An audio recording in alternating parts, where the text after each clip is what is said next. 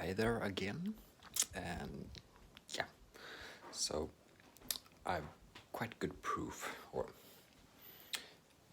yeah, quite good proof that what I did yesterday, what I thought about in this video, was good. Usually you could say that, well, it took 2 hours for me to decide something that was quite simple. The other perspective is that, well, I should have changed earlier, kind of, but it's, yeah. Well, what I'm thinking about is actually one of the biases I repeated today. And because, by the way, why it worked was because I actually did academic models for some hours today. But my thing was, and this is not included in that time, but I repeated some biases that I learned from Charles Munger.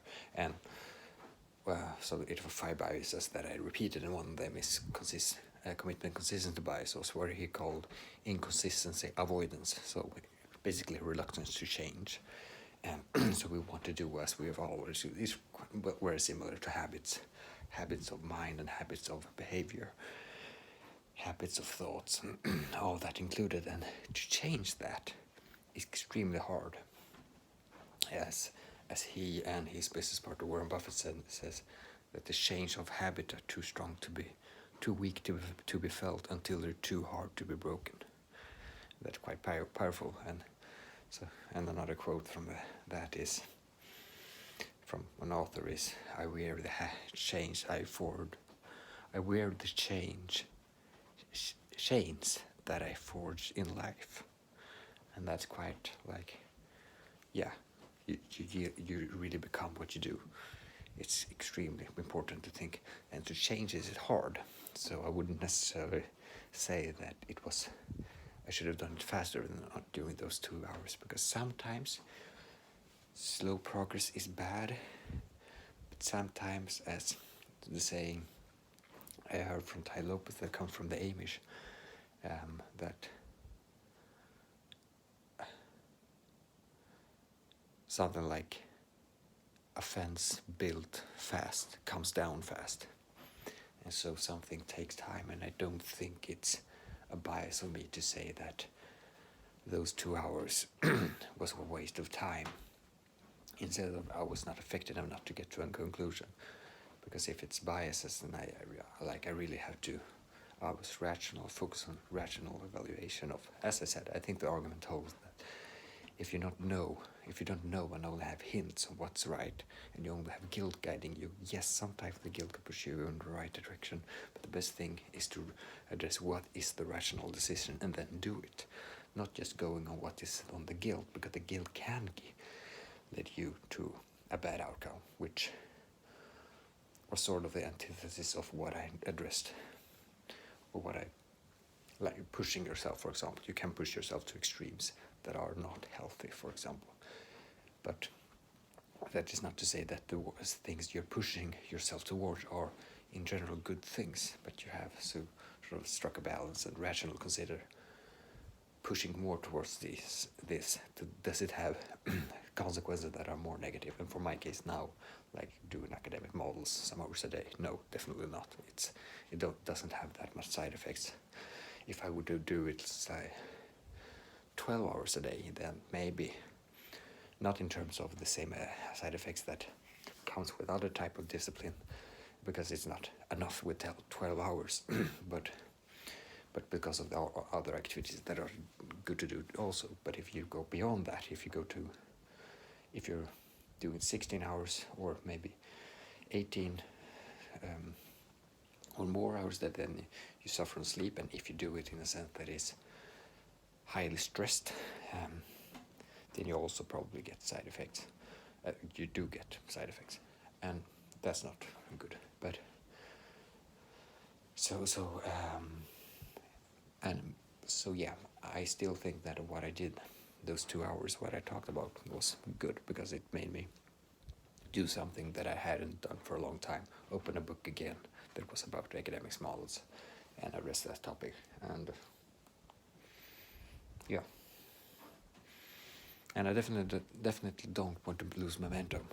it's the day before Christmas, so I will, well, it's the day before Christmas, and so I'm going to my family tomorrow morning, but so it's easy to lose momentum, this type of things, and maybe I won't be able to do that much actually tomorrow, but because I'll have a lot of other things, but maybe I should actually aim for at least 1 hour. Maybe that's good to maintain momentum. But anyway,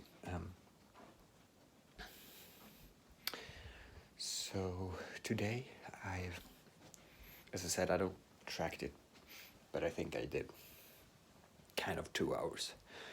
And as I said that doing 3 hours would be 3.5 hours would be something that I actually could have done. I said yesterday, and I'm not sure if I should do more, push myself harder than I've done today, if I should have continued for a longer time, or if I should have if I should do more later on. I'm not totally sure.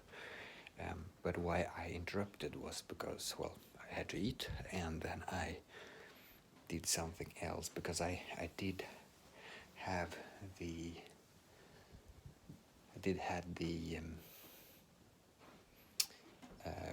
worrying the thought that I did notice that, I think I mentioned this last video, that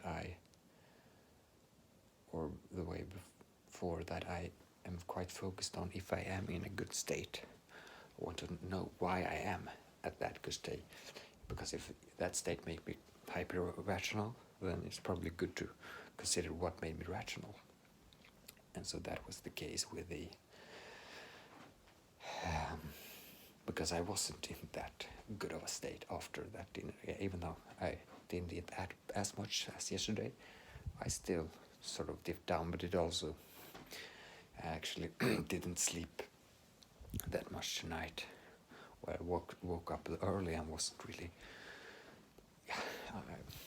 I was sort of, I know I wasn't sort of slept out, but I also felt that I wouldn't be able to sleep more, so, and so that made that compound of that and eating maybe demotivated, and I figured, well, isn't it more important to maintaining that state that I had yesterday when I did this video than to just go further down? So, well, I thought, I'm not sure, but anyway, I've done 2 hours, so I'll maybe just rational consider it later and just do something that I feel is fun.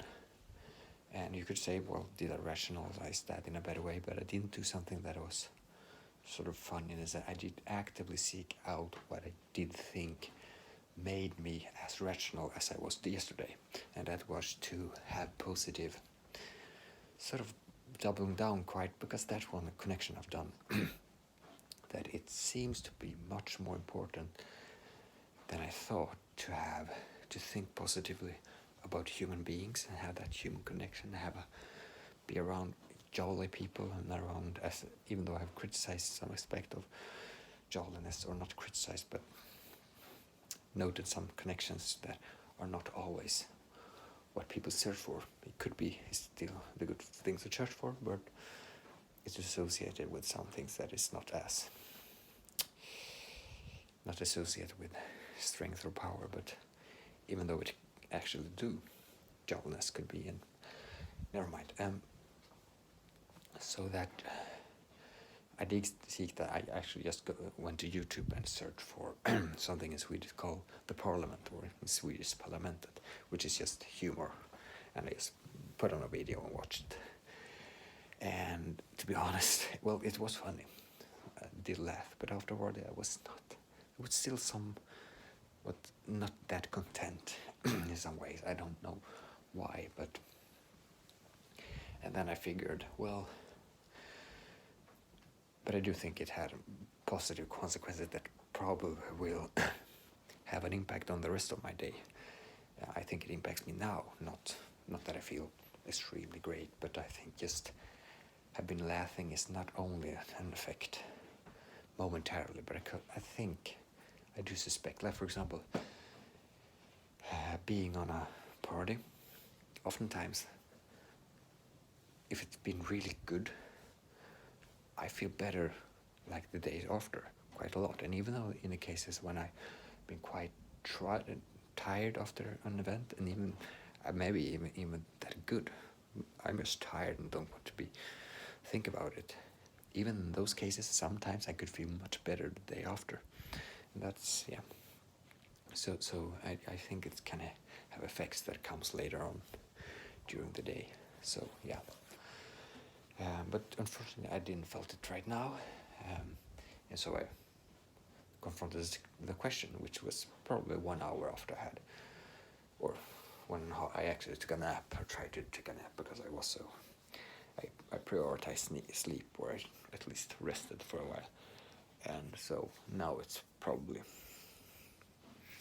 about 2 hours ago I did quitted this learning academic models. And so the question I've confronted with now, or when before this video, should I do more? Should I do, or should I do something else? And I figured that I just thought the thought that I started about that probably, if that made such an impact that I actually doing a video like this and talking about things rationally made the impact that I on the next day did among the most valuable thing that I had been ignoring for, or to some extent have been ignoring for 3 years or 1.5 years, depending on how you count. And I suddenly did 2 hours of it. Well, that's a quite big impact. 2 hours. I spent 2 hours to sort of justifying it, but then the next day it had paid off with 2 hours doing that and more insights, and probably it's not just an insight or effect for like one act can have a compound effect for a long time if it's maintained. So you could say that the video, well, it's not just speculation now, but anyway, doing a video seems to be the right thing, and that's why I started doing one today again. So this is the third day in a row, I think, that I'm doing a video, something like that, and I've been doing quite a lot last week, but mainly yesterday and the day before that. So, what topic should I address here? I think rationality is something to get back on, and what's rational for me to consider in this moment, because now I'm free for not to have the guilt, sort of, to have to do something. I know what I should do is talk about things and reason about them, so I don't have to think about things that are, so it's more about understanding topics that is useful.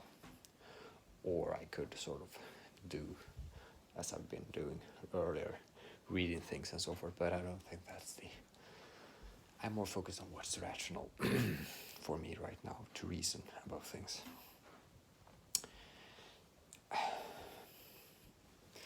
And my thought goes actually again to academic models. I'm thinking about I could repeat them here for you. Is that the most rational thing to do? Should I focus more on jolliness? Doing something funny? Actually, I think it was not the day before yesterday, but 2 days before that I also did a video. Could be I've done 3 in a row before today, but I think it was 2 in a row, and then 1 day before that, but anyway, and that one was without audio, or not, sorry, video, and I actually played some guitar. And to just do that again, maybe. I have quite positive feeling associated with playing guitar, and sort of as I said, I think it was back then that I don't have a strong association between social things and playing the guitar. It's sort of skill that I've just developed for my own, and sometimes I think about it, well, shouldn't I do it more publicly or do it sort of association with people? Of course that has happened, but very rarely, but it does have happen from time to time. But yeah, so maybe I should play something. That's not speaking, but mixing it up is probably a good thing. But I'm thinking, should I sing something? No, maybe not.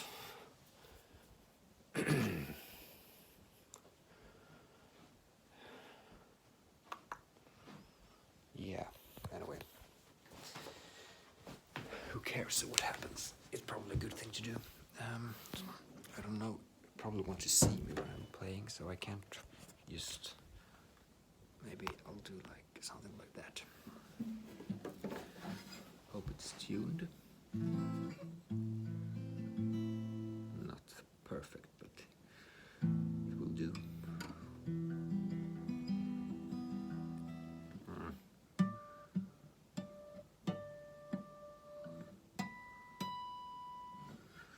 I just make sure it's tuned.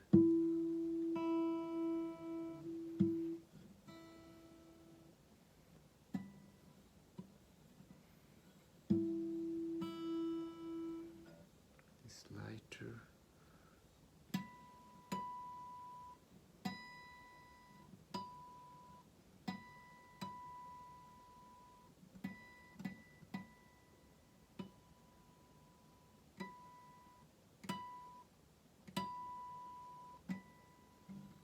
Well, I don't have a tuner here because I have it on my mobile, so I try to figure out what, if there's some...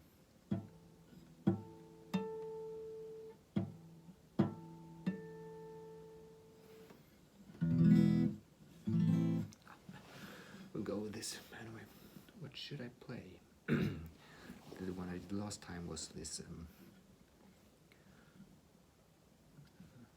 see if I can remember it this time. Yes.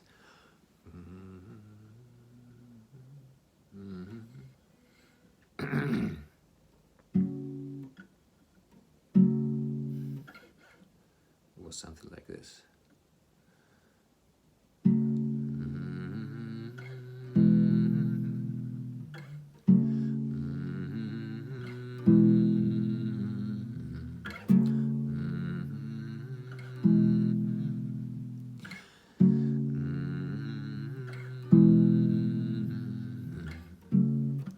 And if you go darker, it's even more fancy.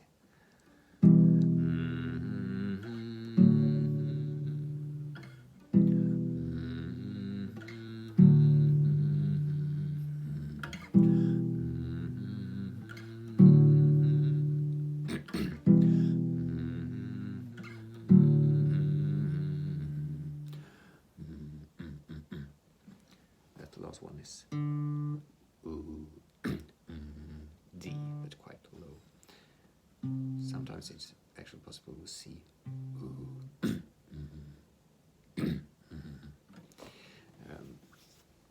Then a similar one, also inspired from the Hobbit movies, is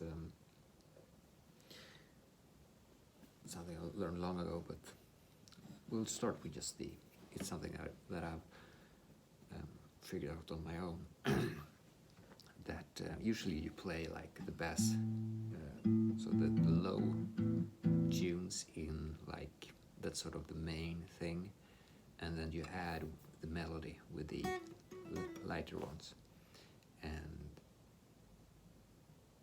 But on this occasion, and I actually learned from someone when I played it later, on the few occasions when I actually do play when other people are listening, I actually had a professional guitarist in classic guitar, not electric or so, that said what I was doing when I played. Instead, I twisted it around and played the melody with the lower ones. is actually what more professionals do. So I felt like, well, that's quite cool. And I just do, I don't know if I should explain it, but it could be interesting to mix it with some music, not music theory, but usually when you play, like the first thing that we learned in high school, which is like, well, with 3 years in high school and no, not high school, before high school. I don't know what you call it, middle school. No, probably not, but 7th to 9th grade, basically. And then we learned, like, that was when I learned to play guitar. And the first thing you learn when you want to play with your fingers, not just strumming, is, what we learned at least, is to make it like something like this. This is what we learned.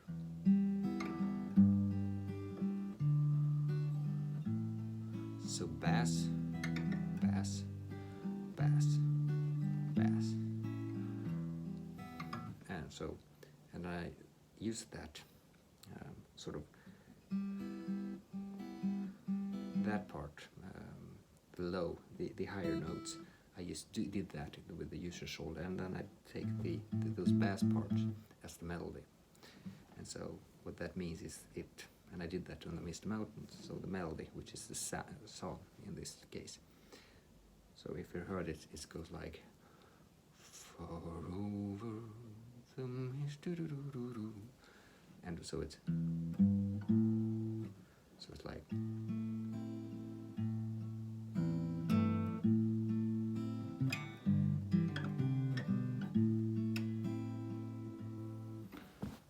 I forgot how to continue this. I'm not really good at this one, so I have to think a bit. I think it's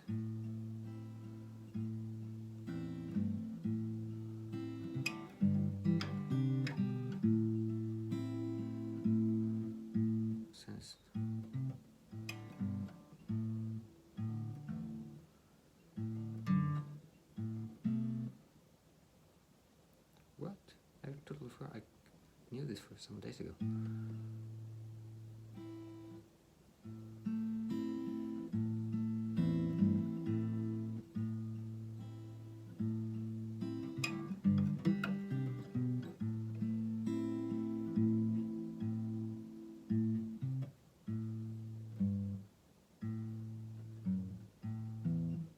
Ah.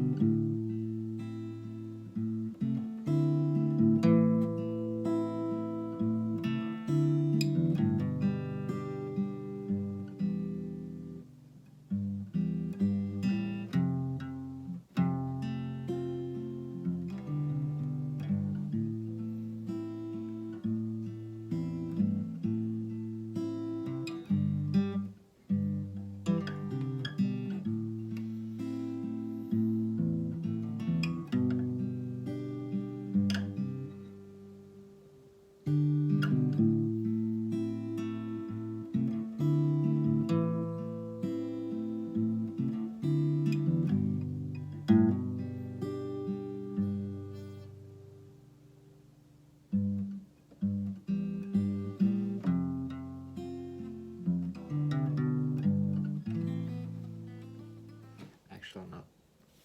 Like, it's good. It was quite great to do it because I really like the melody.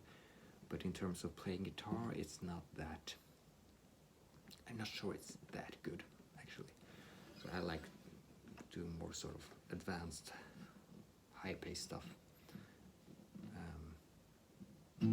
It's not as a good song, but it's more funny to play, sort of. It's more like rhythm, more for guitar playing.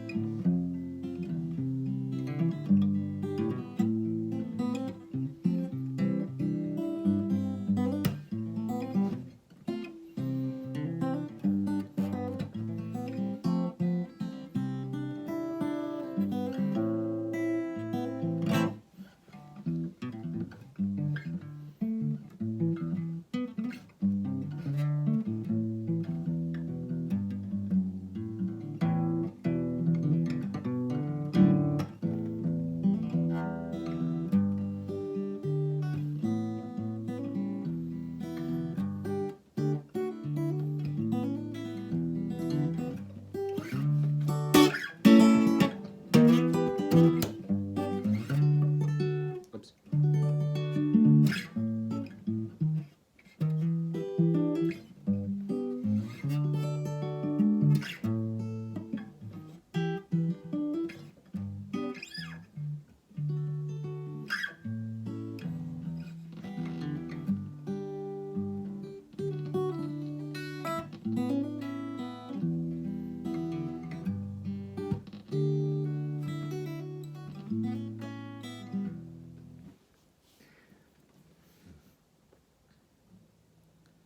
So that was something, and yeah.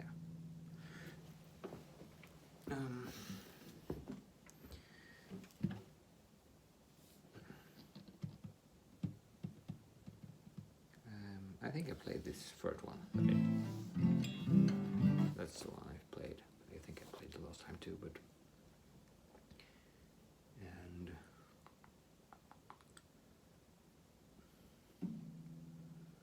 I don't know if this is fun to listen to, but I figured it was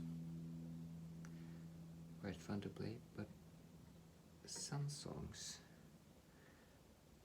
I quite like when it's sort of not heavy, like metal heavy necessarily. That's quite cool too, but as a scene I like this sort of when I did this one.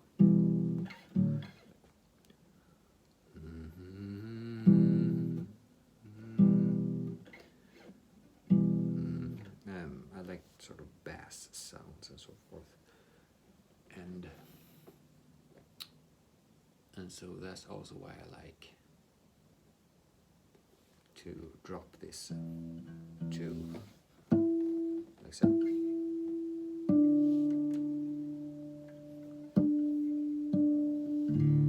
So it's like,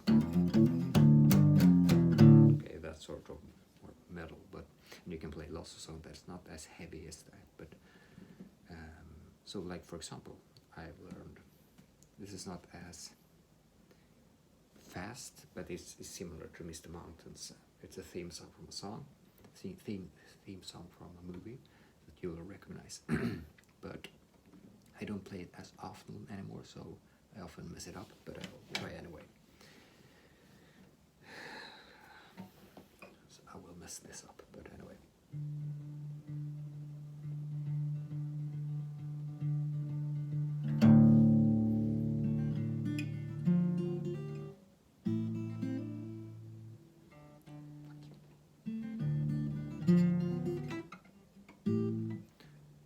Okay, I didn't think I would fuck it up so bad.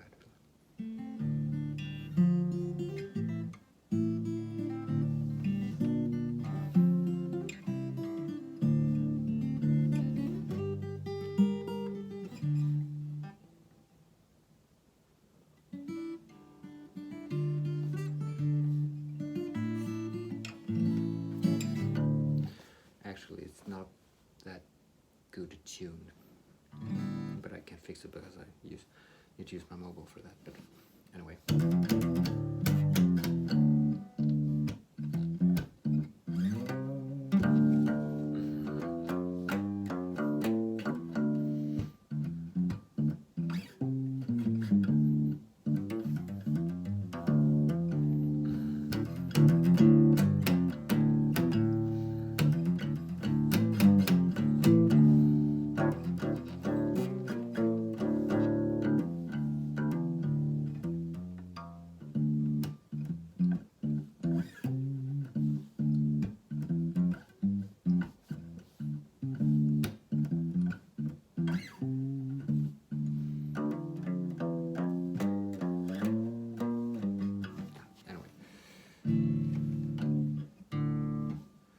This is quite cool too, and I like to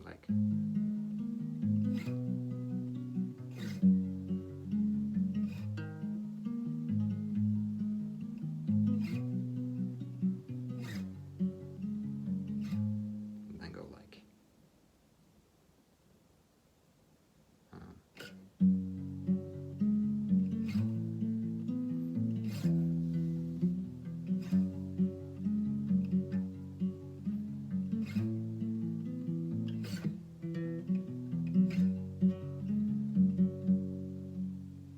I really like doing lower and lower, sort of like. But I do. I don't know how much you notice it. You probably don't because you don't have a reference frame.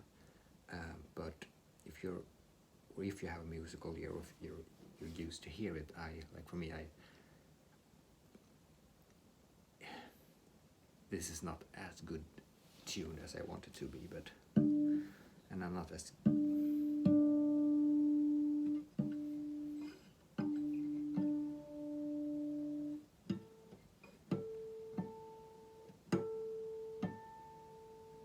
I don't know exactly why, but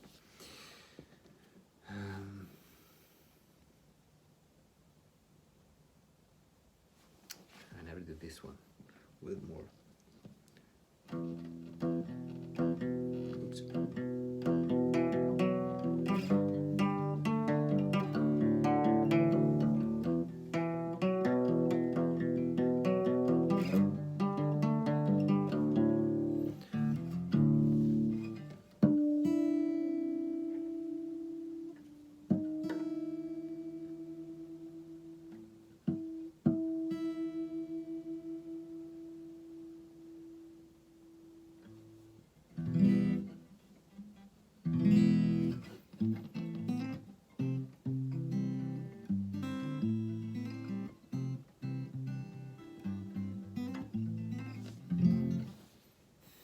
I'm not that motivated to play when it's not tuned perfectly, and I don't feel.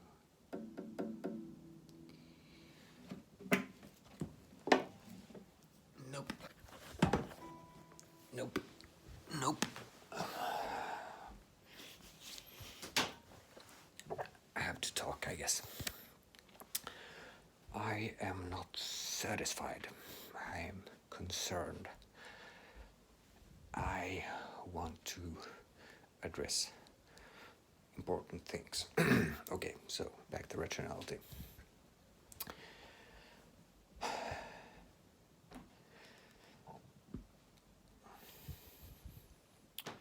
Okay.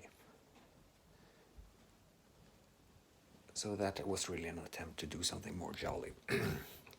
It didn't really work that well. Well, it worked at some level, but I still feel there's something.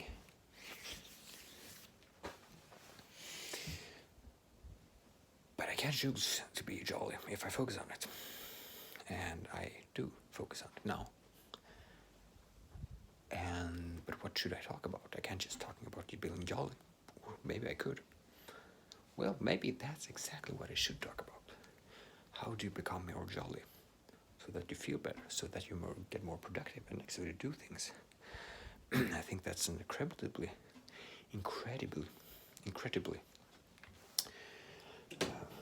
important topic. And I guess it's just to be reminded of it more often. To not let as I said, inconsistent avoidance bias, to not let the change of habit be too strong, too weak to be felt until too hard to be broken. If you just sort of going down in your thoughts, or just do what you've always done, you will probably just like sort of this. If you're not happy, for sure there are external factors, but reminding yourself of not necessarily being jolly, but as Charlotte Munger puts it, which is one reason that I think it's so important. And sometimes I've been wondering, should I focus on external things like people being around, because you're affected by who you're around, but it's also important to just remind yourself of having the right attitude. And in having the right attitude, which I have been quite strong in emphasizing for myself, especially during when I was like sort of hold my. So this is the thing. The attitude you can choose attitudes. So, but the original concept of that you choose your attitude is quite deep ingrained in me, but I have forgotten it for the last 3 years because I've been focused on so much else. But during when I was really highly productive in school, when I just was extremely ambitious, before I started to consider the big life questions, sort of what should I do with my life and so forth. And when I just stayed in my lane and just did something, I just tried to get as good a grade as possible and tried to be as athletic as possible, not like going to the gym type, but I was actually training track and field and tried to be at least those who was with me wanted to be athletes when they like world champions. And that's what made me so, I liked it because I like ambitious people. And even though, but the crux with what was not as good was that it wasn't really what I wanted to do. What compelled me was the strive for greatness, not necessarily what to be great in. And what they focused on was being athletics or being track and field like. And that's not really what I focus on in life. I never really wanted it.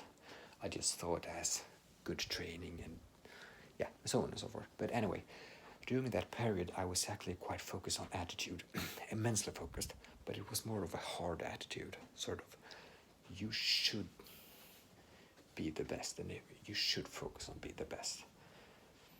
Not, okay, I never used that type of not be the best, but sort of, whatever you achieve, you can achieve higher. And if you're not achieving high enough, you're not pushing yourself hard enough. That was sort of my attitude. The harder you push yourself, the better you'll be. And I think I was not enough focused on rationality. And actually, when I consider it now, I think that maybe that's the most sort of toxic in the school environment today, that those who are ambitious became focused on grades rather than rationality, so they could focus on like, for sure you have to have a huge amount of rationality to get good grades, but but that's the usual question of knowledge, or just stuffing in more knowledge, or contemplating and getting to rational conclusions. So, well, I won't go into that now. I'm not sure how I should think about that, but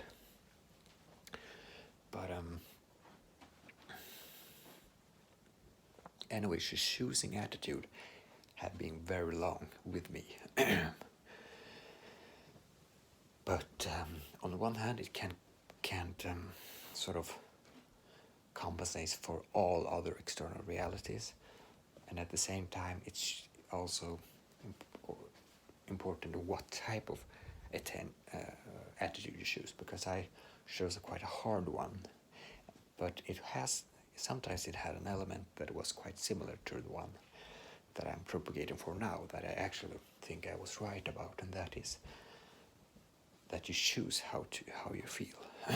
Well, that's for sure. There are other, but if you take that responsibility and remind yourself of it, and you think that's true, like you choose how you feel, you for sure have to be rational too. Like you can't just, if you decide to study and you study like 24 hours a day, every day, never sleeping, you can't choose to feel good. You will feel terrible after a while. So for sure there are external things and you have to take that into consideration.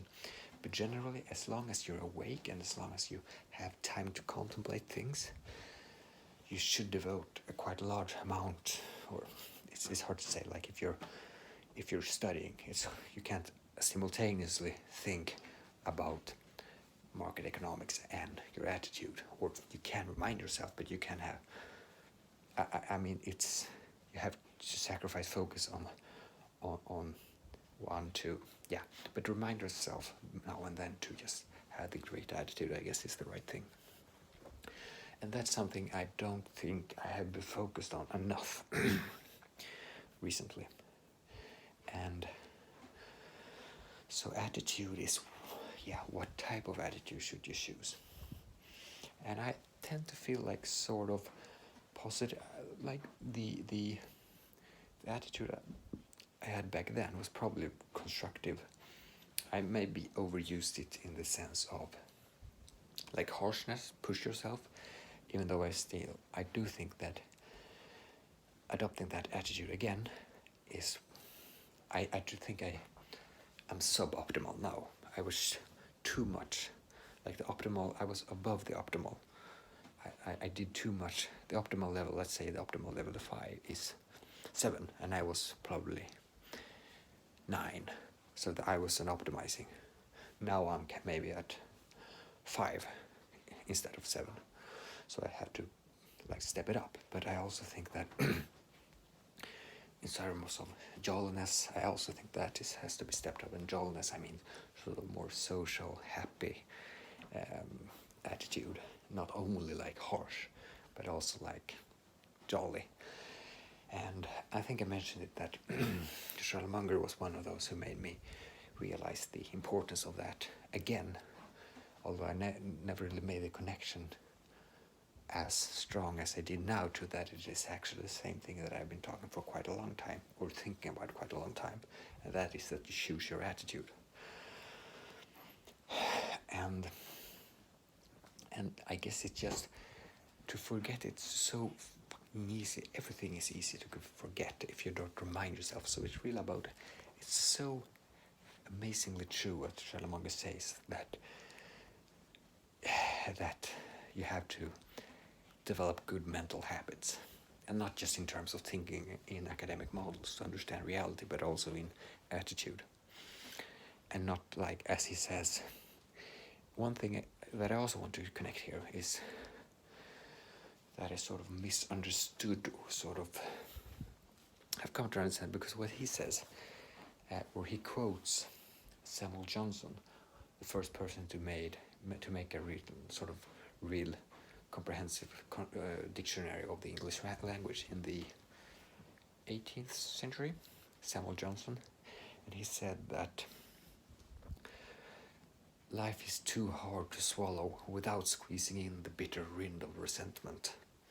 And yeah, the rind then being the resentment. So sort of, you shouldn't, like, if you're resentful and have that attitude, then life is hard enough, so you shouldn't spice it with that too. It would be even worse. And I think that's profoundly accurate and good. But I misinterpreted this to some level. Not the basic message, but how it related to me. Because I thought of resentment as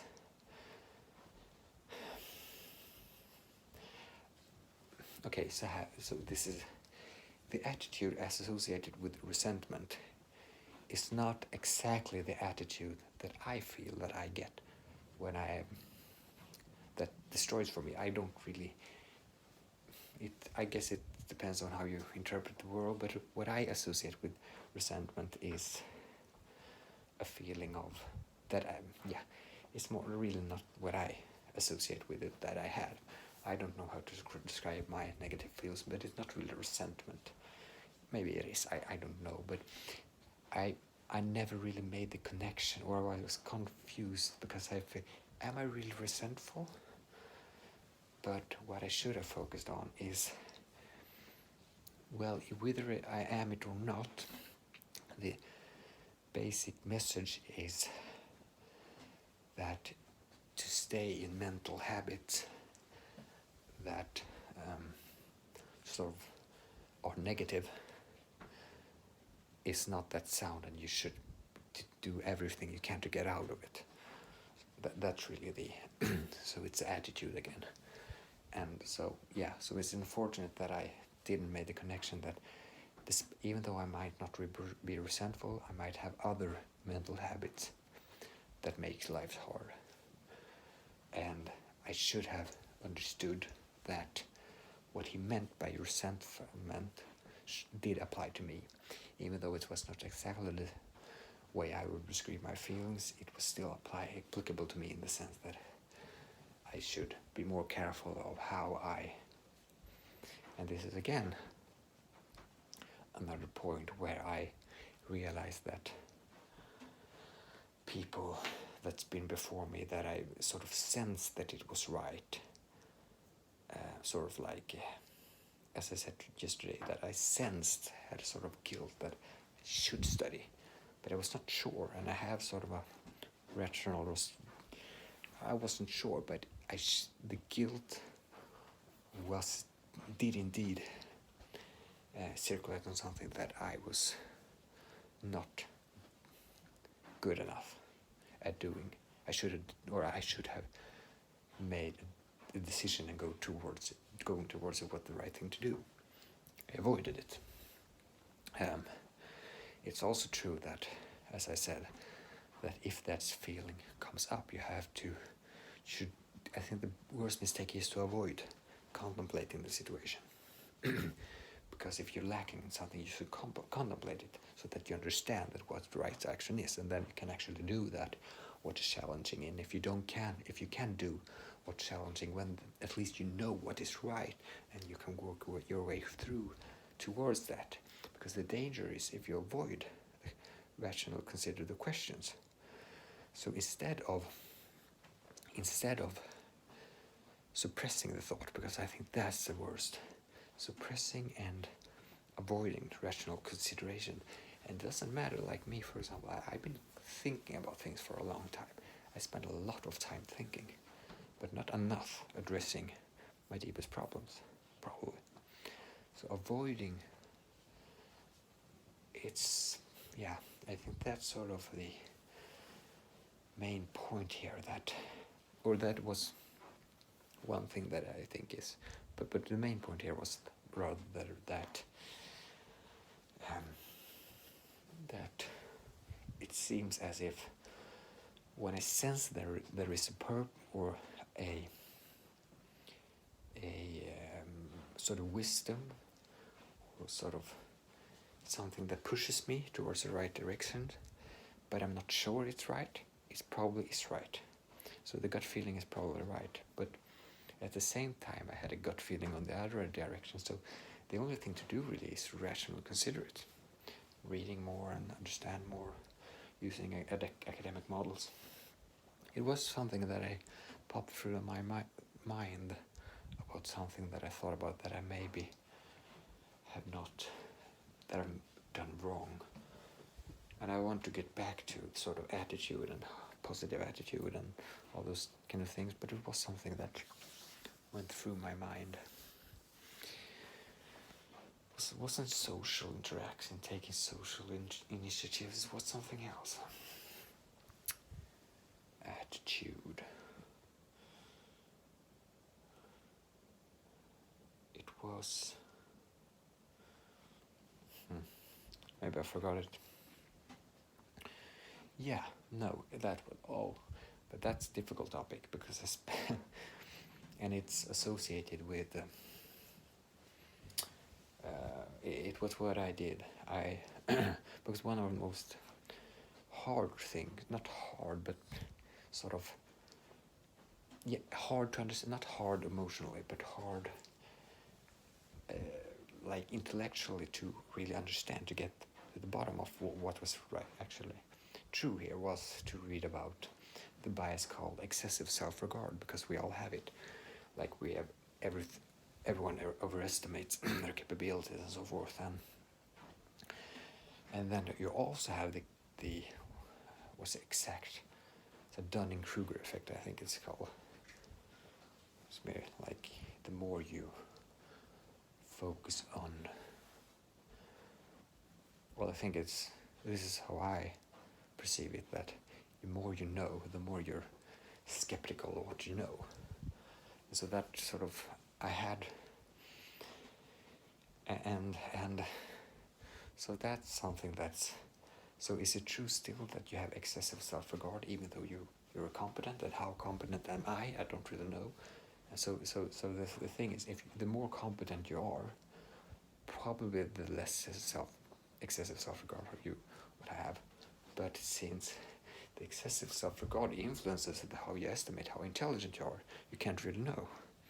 Or you can know, but it's harder to, you have to really, as Charlotte says, you have to objectively evaluate your past activities and sort of objectively address your situation of you and what you have done. Like, for example, he takes up,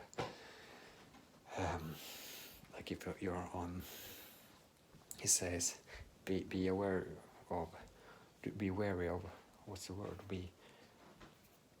aware of sort of marvelous presentationers,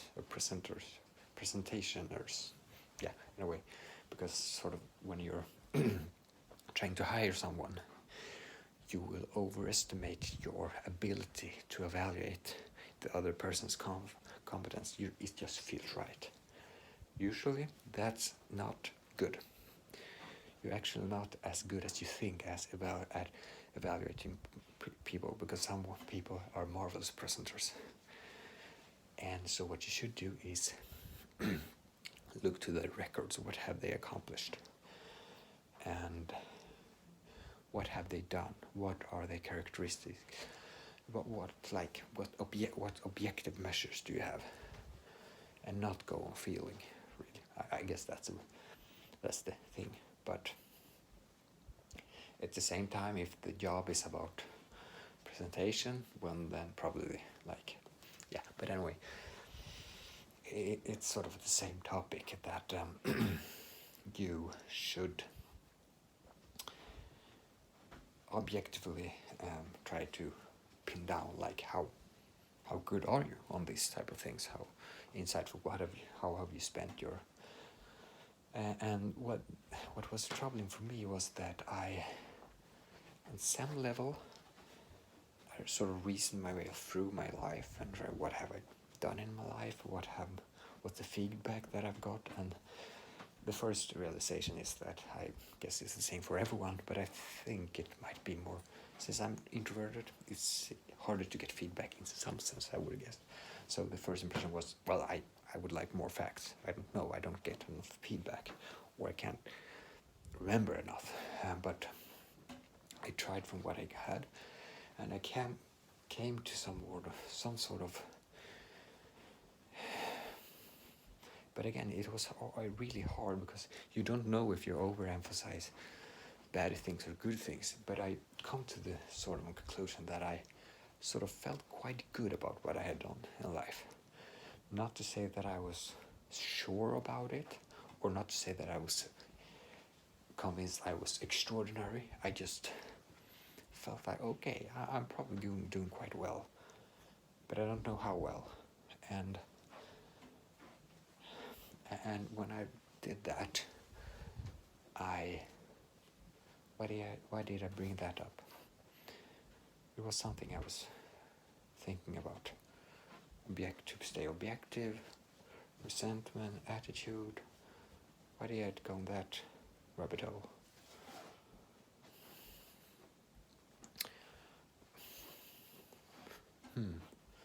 Staying objective.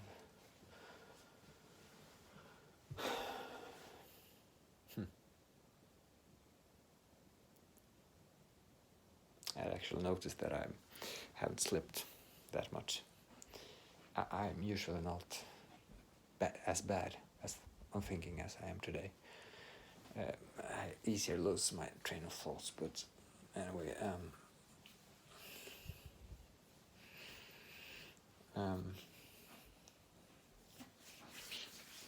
the original thing was I talked about resentment, the quote from Samuel Johnson. I can repeat it, it's quite nice. Life is hard enough to swallow without squeezing in the bitter wind of resentment. Yeah, quite nice. Anyway, so you should change your mood, take responsibility for how you feel, really. And that's quite like, well, but yeah, take responsibility. Like, and to be honest, it's actually something that I won't say who, but someone very close to me was very skeptical to that you're a bit responsible for how you feel. And I don't think it was good for my attitude to hear that. It had a negative impact on me to get a skeptical answer to that. But I think that's the right attitude, right? Really, you it's the only path forward, really. It's and yeah, life's hard. Some things you just have to get over it, and sort of get into the attitude of thinking right. And you should use tools in order to get there. One tool that is really powerful is just to accept that, as I've said, that you're responsible for your thoughts, and then think, like understand the powerful thing about thoughts. But of course use other things, like for example, if I have been sitting when I've been doing this video, I would probably not be as motivating, but that could be just a slight, not necessarily that it's as big. I actually think I'm going to sit near now because I've been walking, but if you're sitting like the whole day, except for your health, it's probably not as good for your mood. And the same thing, what we just talk about, think about, like sleep for sure has impact and attitude, but it was something else I thought about. But anyway, it's I think it's really powerful and important to think about.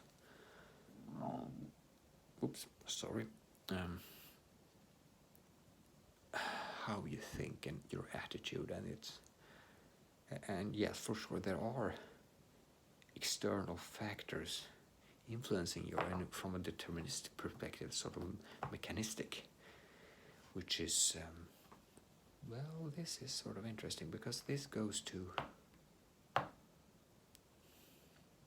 was listening to a video not that long ago, and I think I mentioned the person here, Daniel Smechtenberger, and he said that really two main differences between the two.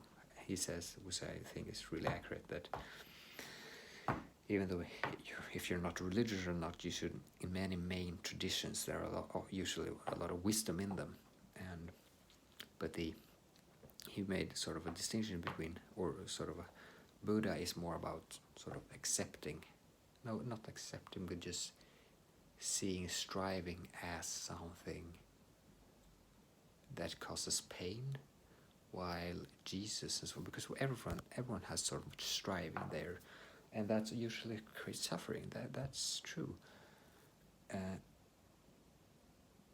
And the Christian tradition is more like that striving is something that's good. I think that's the way he put it.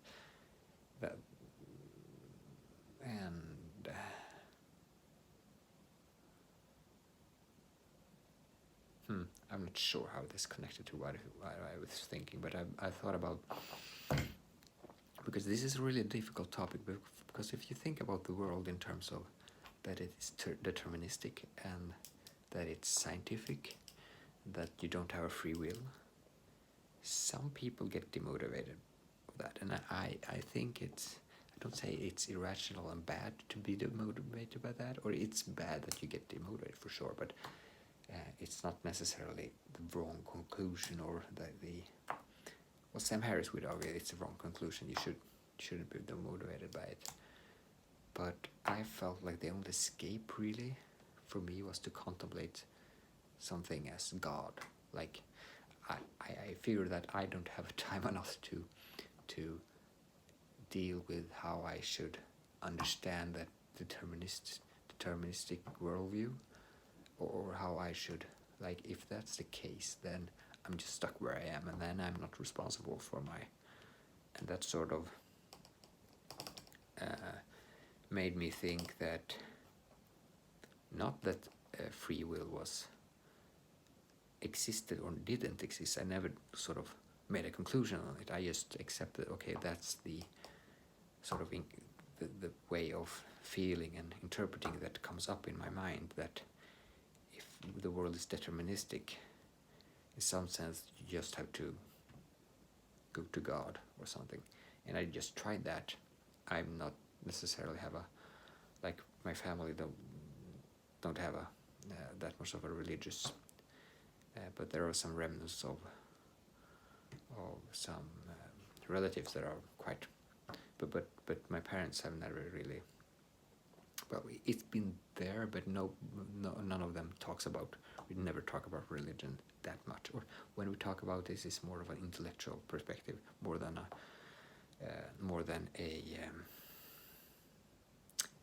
that this is true sort of perspective. It's, yeah, but anyway,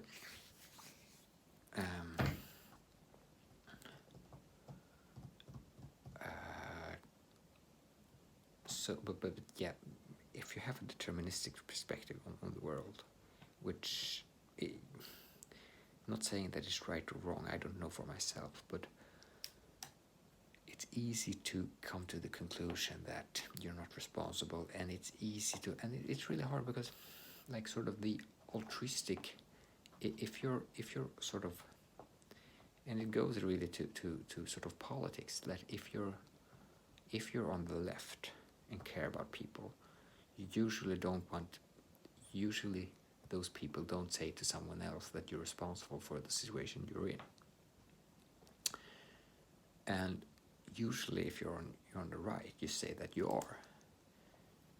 And that's sort of, but that's not to say that they are all wrong, or every person on the right and every person on the left have that simplistic perspective, because the right way to think about it is probably that it's both, like, you're responsible for something, but something you're not responsible for the genes you have. But, and even if but the right-wing perspective would be to say that even though you're responsible or not, the best way to think about it is that you are responsible, and to some way you actually are, but at the same time, from a scientific perspective, you're not, or from a sort of deterministic, you're not.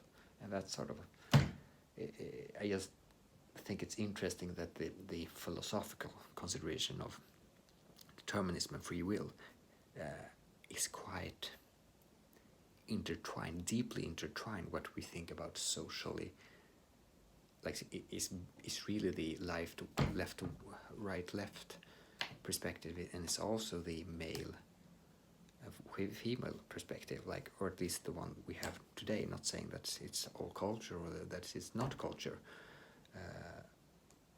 or that it is culture or not culture, or genes or so. Yeah, I'm just saying the usual conception is that the mother is more caring, but while the father is more like, well, get up. That's sort of a usual attitude, or that we have to a kid. So it's more understanding. The mother is more understanding, and the father is more like, take responsibility for yourself and just get up. That's sort of the, and usually that last framework is a good way to address your own life, and usually the mother's perspective is good too. okay, I don't know for sure. I don't know what's right here. But for example, if you say just get up, to some people they get demotivated, and some people get motivated, and okay, this might give some insight to my personality, because this is the topic that what I'm going to say, not necessarily what I had said, but because I just want to air this, like say what I this, because I don't know if it's some special, if it's special for me or if it's just as everyone else. But I know when a person, if I'm in a situation, I don't know how much I'm inclined to sort of be the victim, and if someone says get up, or I'm just sort of crying and want to be cared of, or if I'm more like responsible. I don't know how I grade on that. Not how I behave towards other, but how I myself sort of deal with people that are better than me and have more competence. But I guess I want to think of myself as a person that takes responsibility, but I'm not sure that's the case. I don't know. But what is interesting here, and what I was going to talk about, is that when someone tells me get up, or in some way implies that I do not take responsibility for myself, and I'm not doing that well, and you have to just be harder, you're too weak, sort of, or something like challenging me, or I guess it depends on the situation. I have a similar anecdote, but, and I don't know, it could be sort of a defect, it could be sort of an expression of some level of narcissism, I don't know. But when I'm in such a situation, I usually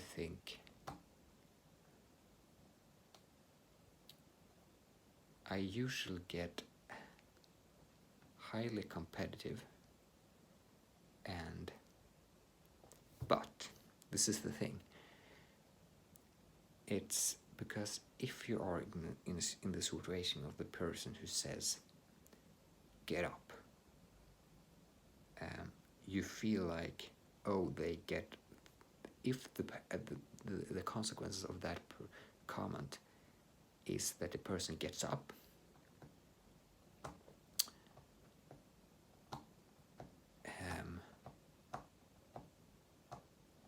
then that person feels sort of, well, I made him getting up.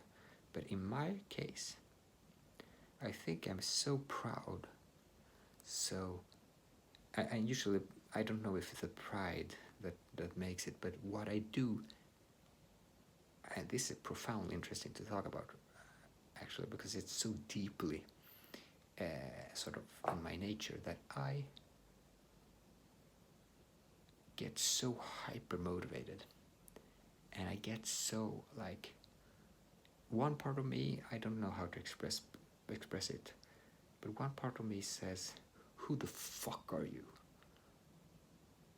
Not to say that he is wrong to have that attitude, but I feel that's a hyper competitive, and so in some way he's actually right that what he said made me competitive.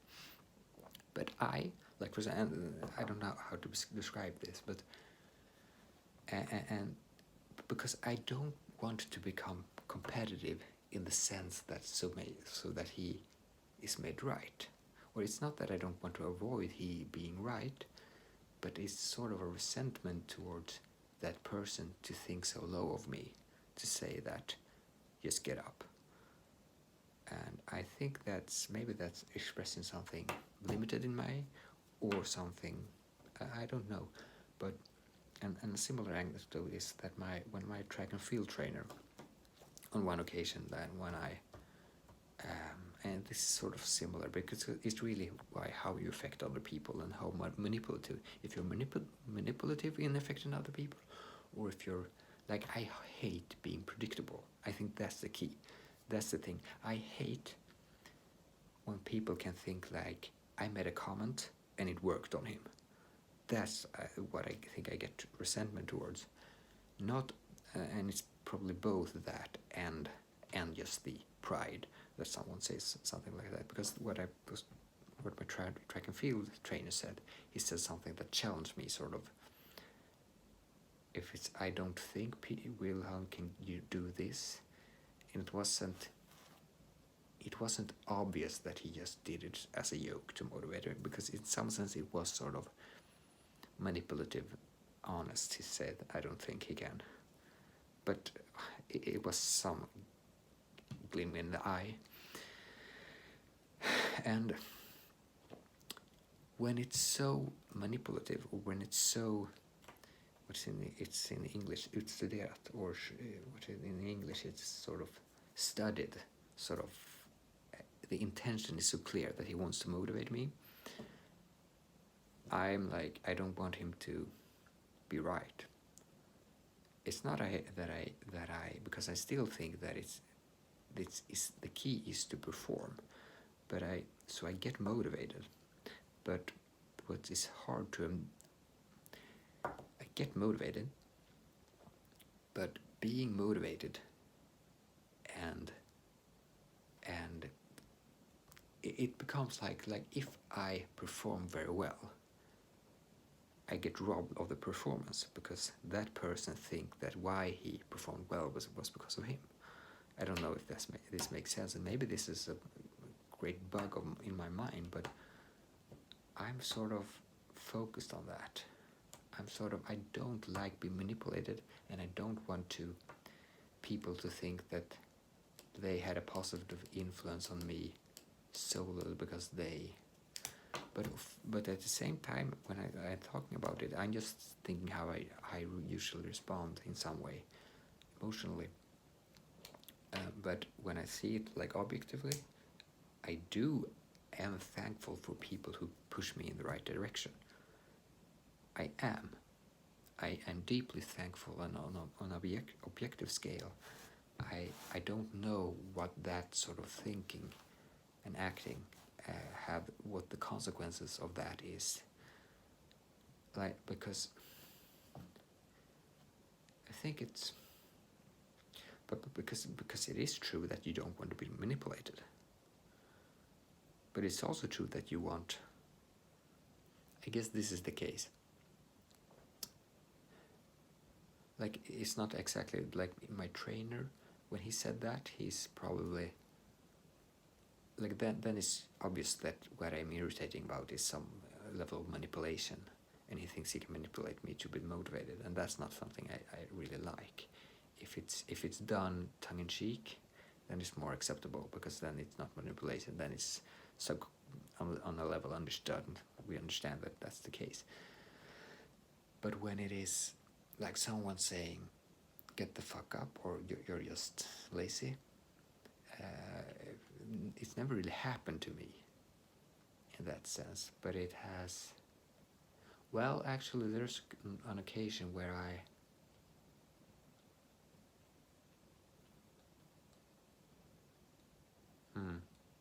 that's interesting. I won't talk about it here, but it is one occasion that was not really the.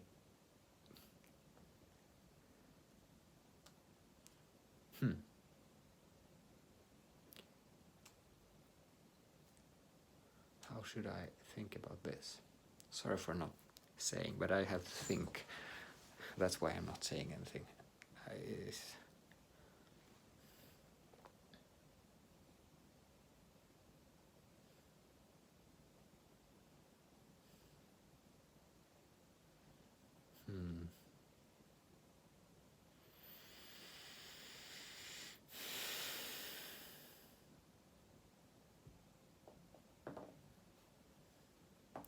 I don't know how to think. It's a situation that comes to mind. I don't know how to think about, but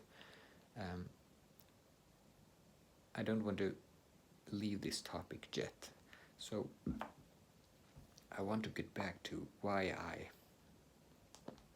maybe this is extremely boring to listen to, but I think it's so damn interesting, so I'm talking about it anyway. When I and I'm just making notice that talking about these things, I think there's something in my mind that triggers these type of topics and this sort of competitive harshness, that these type of topics that I think are motivating and interesting and sort of not some level competitive, I think it is triggered by me getting back to this, that you're responsible for your attitude and so forth. I think that's why the part of my brain get activated that are associated with this. But now I'm so rational minded, so I want to understand it also. And what I want to understand is why because it is really true. When someone tells me, or in a situation that says sort of something that is where it becomes obvious that one sees me as not accomplishing enough, like sort of an attitude that is like, you're not something really, like get yourself up, take care of your life, or like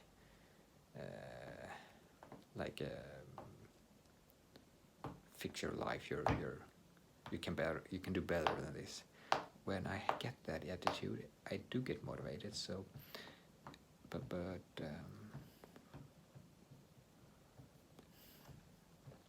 but the motivation is on some level, I think I am ambivalent to it, because on some level I want to prove myself, I guess, to that person. That is usually probably the case, that I don't want to be handled in that way, but I also don't want to be thought of as a person that got motivated only by that, which is sort of, it's in some sense I'm just so honest with myself that I'm, what the heck, what is this? Am I just rationally circling my narcissism here, or what's happening? Because when someone tells me you're like sort of, you're not good enough, or you're like, you can do better than this, I would get motivated.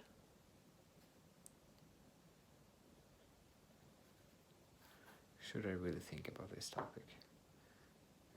Am I getting anywhere? Anyway, when someone says something like that, I guess and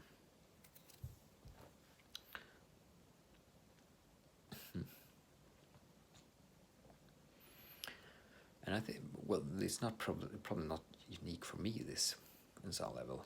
I mean, everyone probably get motivated, or some people will get sort of, I think, in a victim state, but I'm not sure. And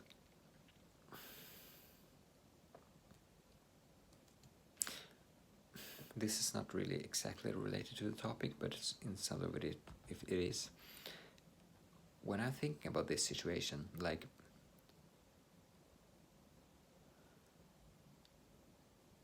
since I don't know how common this is for other people, but I guess it's something that is quite common.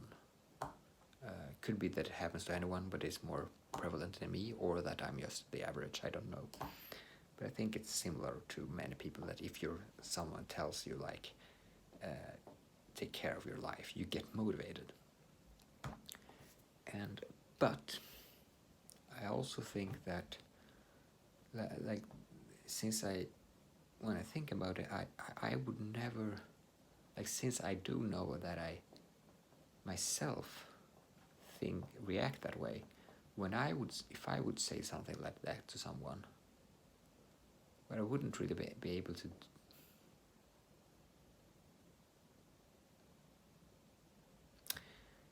Okay, I'm again, I can't think straight. I'm too tired, but I actually do want to continue this video, right? But my bladder can't hold it any longer, so I'll just take a break. But I don't know how to pause this, unfortunately. So, and I won't take it to the bathroom, I can tell you. But hang in there.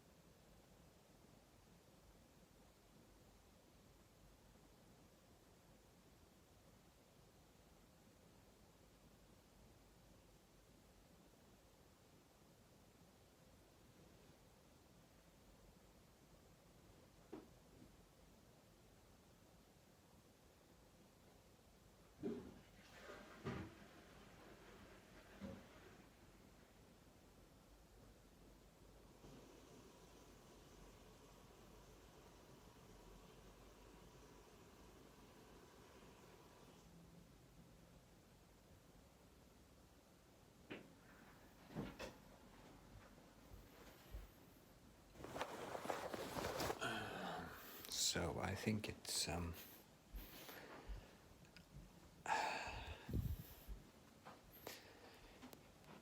probably time to go on to a topic that is more sort of more rational. It's rational to go to something more rational or something more focused on academic disciplines, I think. And I'm sort of changing the topic here quite much, but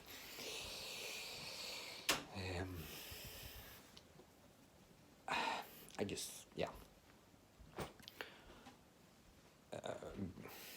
Maybe I actually should repeat just what I learned about academic models, or relearned. Like, for example, I've talked about it, I think I mentioned the 10 principles last time. And I think I went through them. Anyway, I think I will skip them now, but what I learned today was more focused on, like, or sort of, it was basically focused on how should I think about models, because everything in a textbook, like in subject, is sort of messy. It goes into each other, different topics and so forth. So I just wanted to get a draft on how to structure sort of models in national economics, or in economics. And so the first model was basically the 10 principles. So then the second model and the third model, which were two models that he mentions in the book earlier, that I had not really thought about as models earlier, and I never really one of them I didn't really know existed, and it's mentioned very early, and it's not really integrated with the rest of the book yet. But that was a model of so the second model was sort of circulation diagram, and it's basically it's the markets of I don't know the name of all the things, but I just get the usual concept. But it's the market of sort of what household people do in production. So it's a market, you get the wage, and in return you give them productions possibilities like labor. And then and then you have the factory. So that's really it's about between households and factories or businesses. And so that's one type of relation. And so then, and that's one part of the circle, but that is like, here's households and here is businesses. And then so that part of the circle goes that way, and then it's that way too. So the first way that I talk about now is households, and there's businesses. And between them is the market of, I don't know the name of it, but that's where the big wage. So the wage goes that way, and the production possibilities, or what it's called, goes that way. And in return, what is produced goes that way to the consumer on another market, which is the usual market, I guess. And in return, the money flows that way. So the money in one circle and the goods in another. So that's basically the, not the goods, but the more practical stuff, I guess.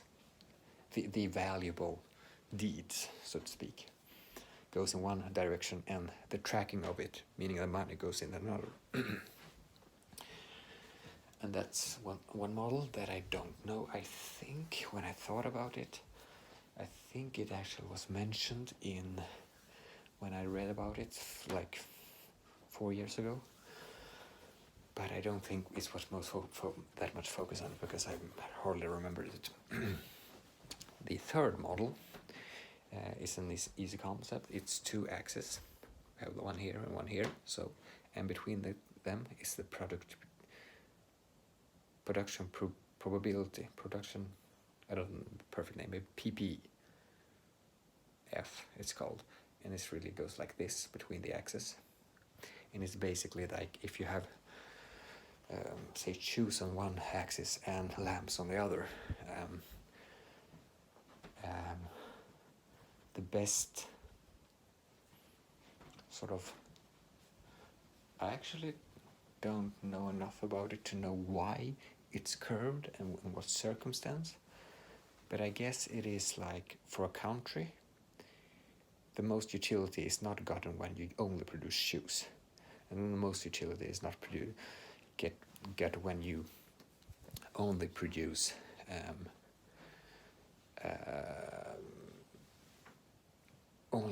lamps, and that's why it goes like this and not a straight line, because it's a straight line, then it's as valuable anywhere on the point. But if it goes like this, it's quite obvious that it's more value in total. But it also depends on which comes on later that I haven't studied yet. Again, I'm not implemented in the models as a structural model, but I know this, that we have something that's called indifference curves that goes at the opposite, and where they touch determine where the utility is. It's just concepts that I can't go into it too much, but basically I guess the production possibility frontier, that's the name, I guess, shows that, and that's one of the principles, by the way, if I didn't mention it. One of the principles is, and this actually focuses on the 3 first principles. The first principle being people face trade-offs between producing lamps or producing shoes. And another thing that is the other principle, next principle, is that the cost of doing something is what you give up in doing it. So in this case, the opportunity cost of producing more lamps, and on the one side, and the opportunity cost of producing, and the basic gist of it is that what you give, the more lamps you produce, the more shoes you have to give up in order to produce more lamps, because the curve goes like this.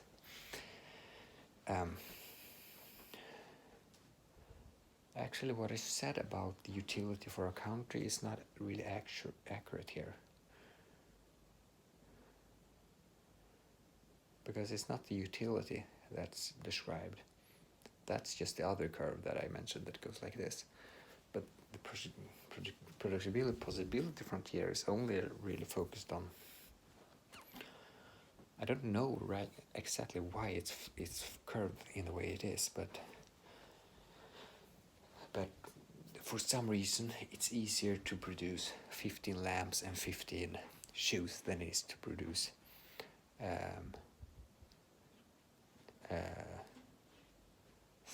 only 30 lamps or only 30 shoes.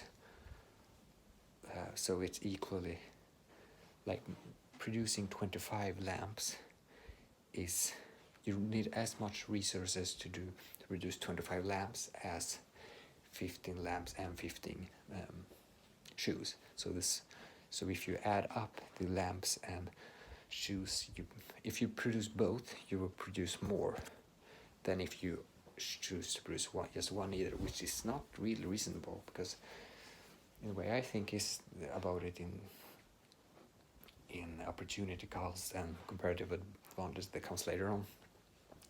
It shouldn't be the case that you should focus on just one thing, but maybe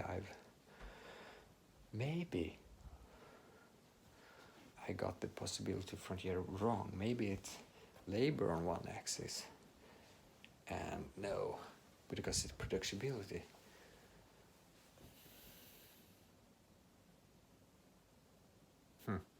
There are other curves that goes like this and so on, but okay, you probably don't get it if you don't know what I'm talking about. I'm not really explaining well, I know that, but anyway, I think we should move on. I don't know if I should rehearse. This is not maybe that interesting to listen to, but I'll continue anyway, I guess, until I want to, because it's academic models is really useful. Then you have the usual supply demand, which is like this X, like you've seen maybe, and the elasticity on those, like how much is tilted, and that affects different things. And you have the deadweight loss, and you have consumer surplus, and you have producer surplus, and with taxes you get deadweight loss, and usually but maybe it's sometimes good to have a tax just because we have market failures and so forth. Okay, this is what I said that is boring. I don't think it's that interesting, but it's probably good to do. So okay. So you have those type of concepts, and then you have consumer surplus is basically, if you add up consumer surplus and producer surplus, is something you can calculate with the help of those curves. And the deadweight loss is something that is extracted from that. And consumer surplus and producer surplus is something positive. It's something positive for everyone. And deadweight loss, that is focused on the tax. And this is, by the way, not necessarily something that is only right-wing, like market. Of course, economics is focused on some market things, but from some perspective, you could say this is sort of right-wing perspective. But it is what is in the standard textbooks in economics. So the tax makes the total utility less, even though you include the effect that the government get something from the taxes, because it's not the optimal. Like the invisible hand makes it optimal in that cross. But then we get to other things as market failures, which is basically the principal number. I don't know the number of it, but because you have market failures, because usually markets are good to fix it, but when there are externalities such as pollution, then you get something that when you have the market equilibrium, or what is acted as the market equilibrium, you don't calculate the externalities into the analysis, and that makes the equilibrium not an equilibrium really. And one way to adjust for that is actually introducing a tax, and that could sort of making the production. I'm not sure that there's a deadweight loss associated with this, but it should be. But anyway, the total is, I guess, not negatively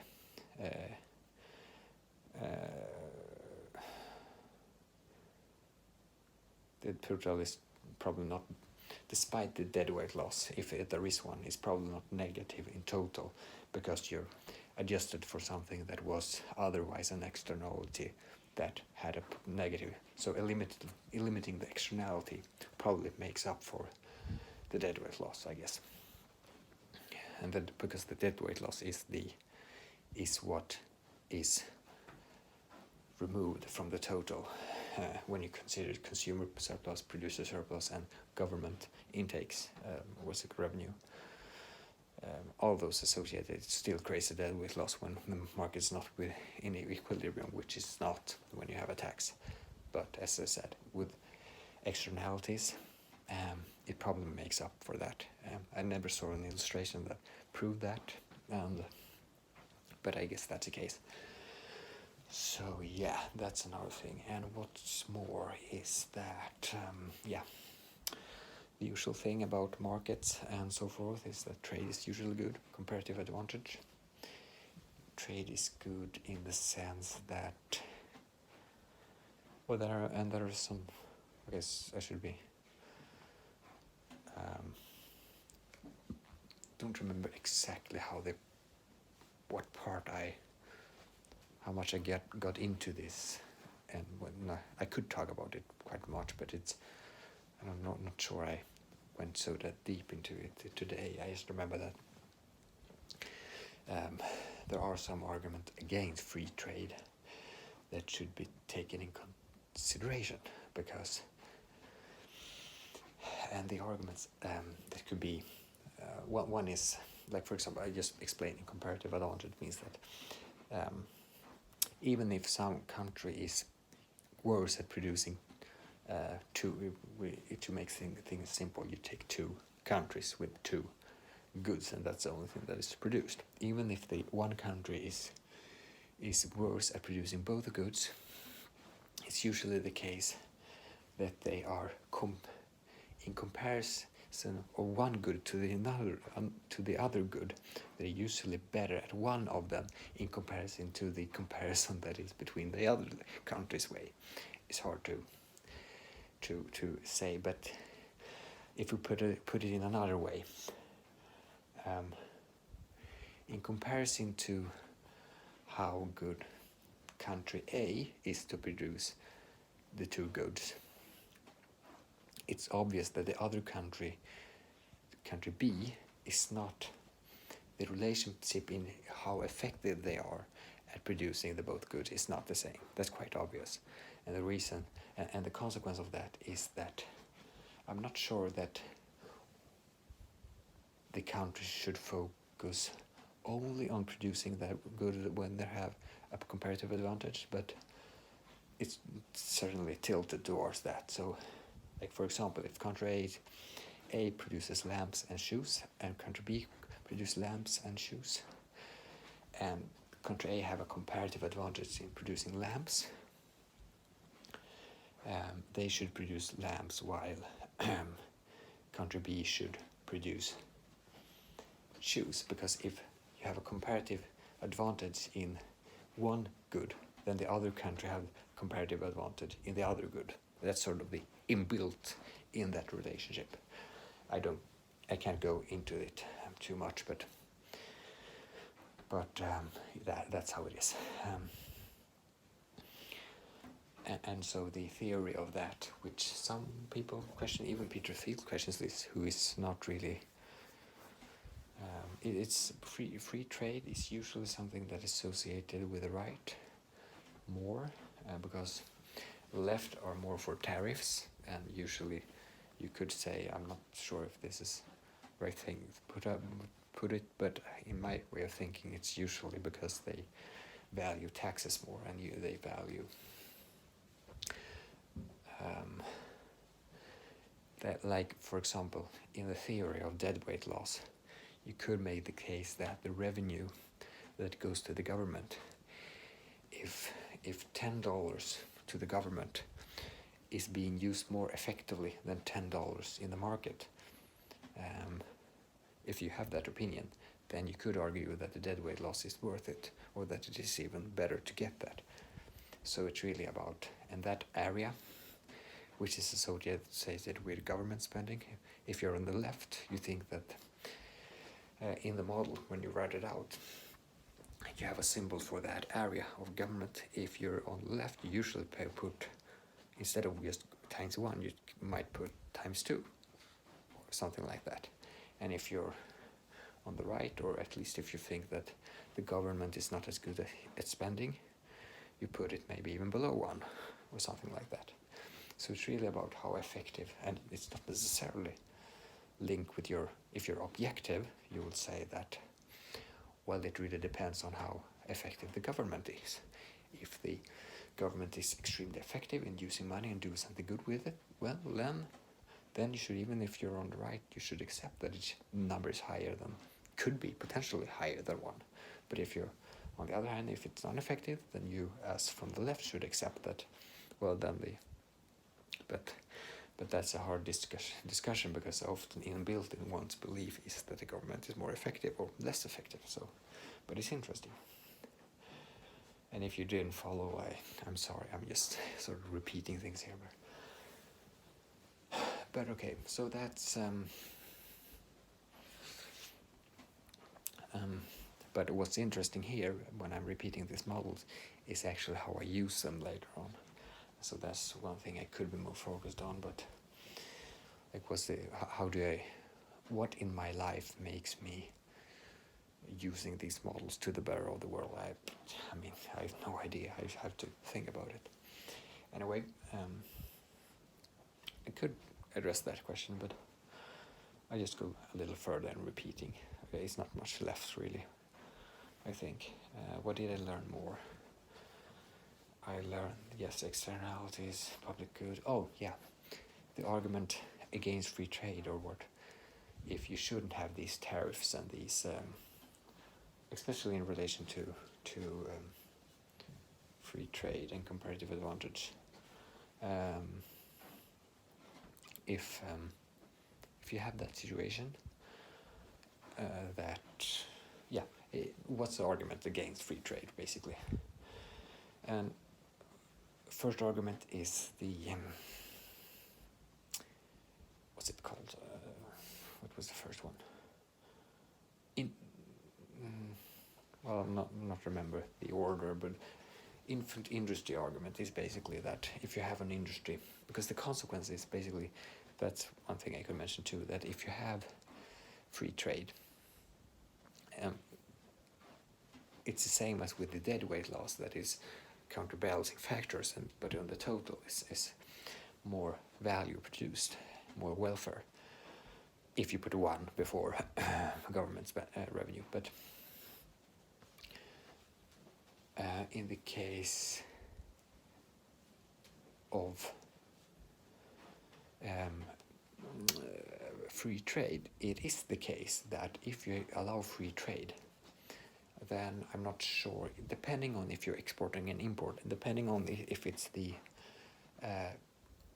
what you have competitive advantages in, not, but I think it's the case that if you export a good, that good will become more expensive for your consumers in your home country.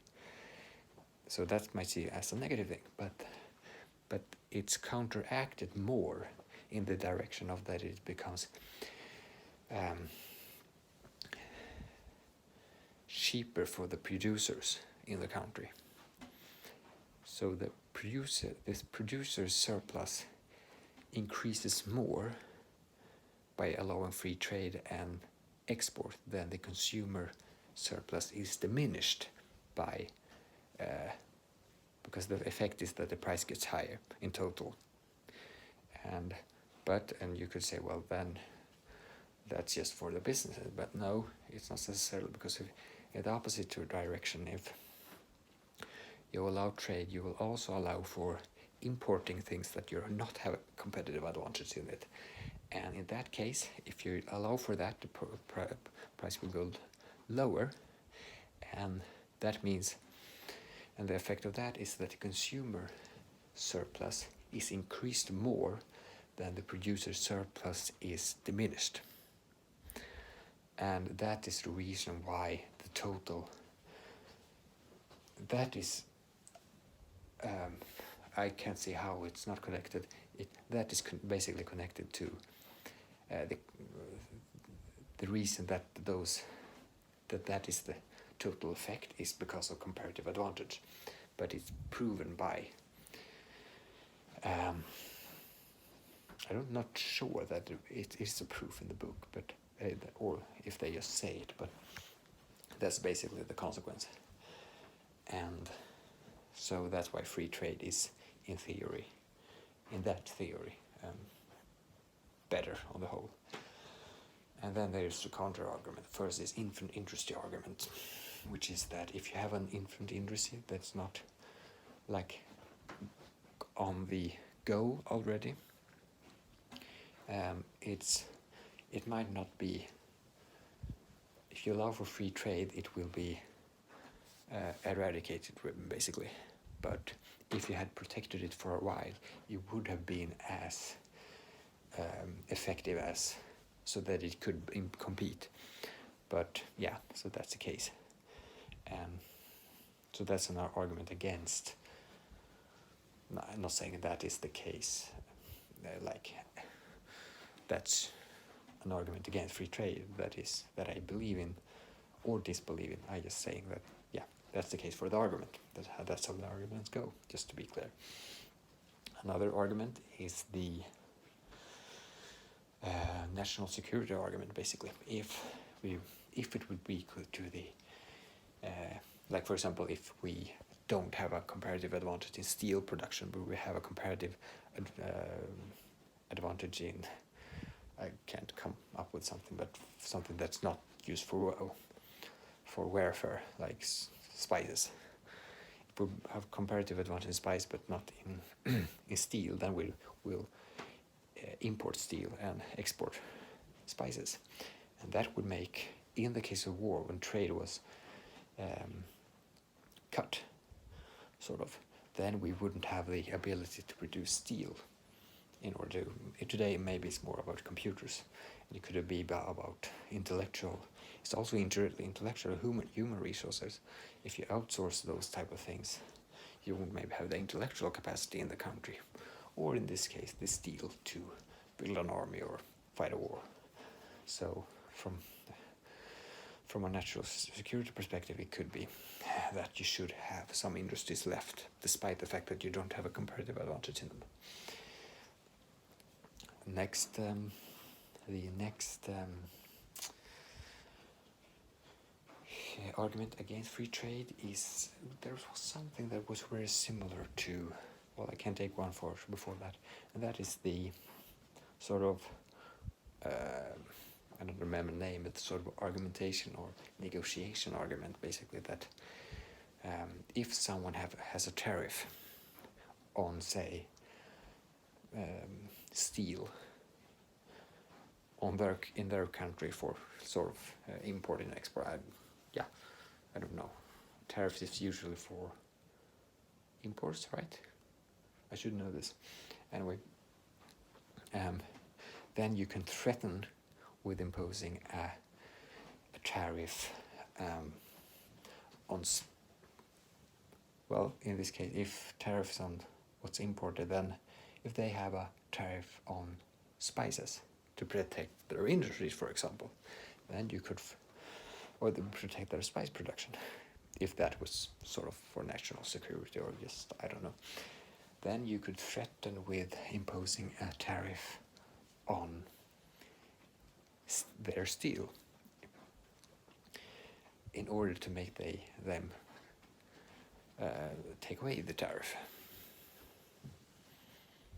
But the side consequence of this is that if they don't, then it will be an empty threat not imposing it or doing it, and that would make everyone worse off, really.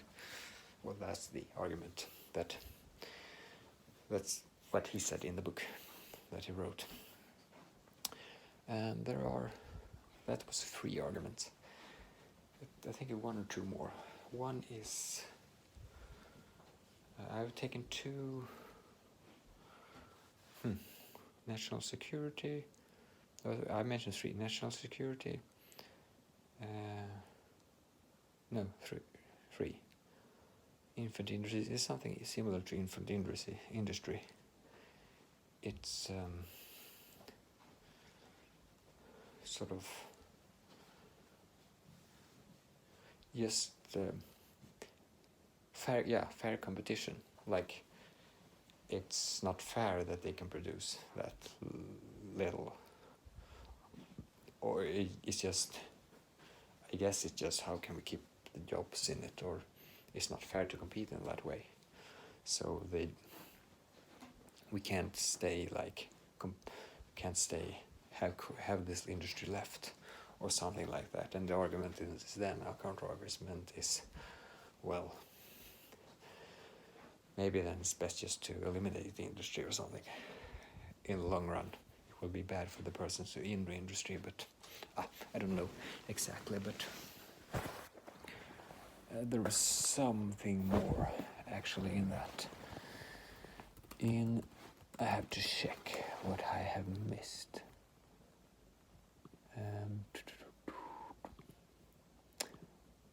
Here we have it. Protect jobs. Yes, national security, infant industry, unfair competition. Okay, I don't know. I don't remember the difference between unfair competition and protect jobs, but I guess it's similar. Like protecting jobs is protecting jobs, but unfair competition. Maybe I should. If I can't remember it, I should probably look it up. So let's see here.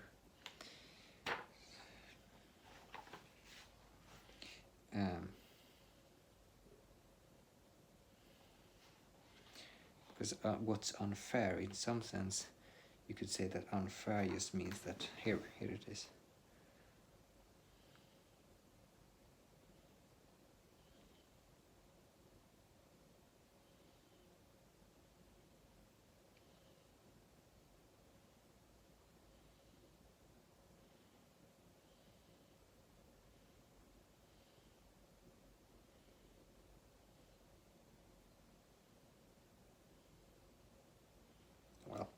I don't know, it's sort of if the other country has a subsidy, it's unfair.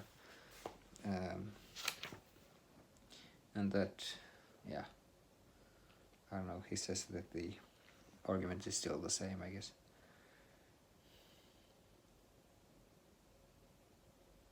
I don't know. But he takes the whole perspective, like on the whole it's still good to have fair trade. Or have free trade, but it might be bad for the short term.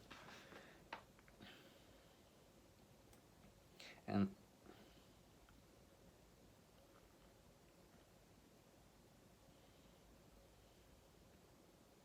well, yeah, it's not really more than I said. It's just that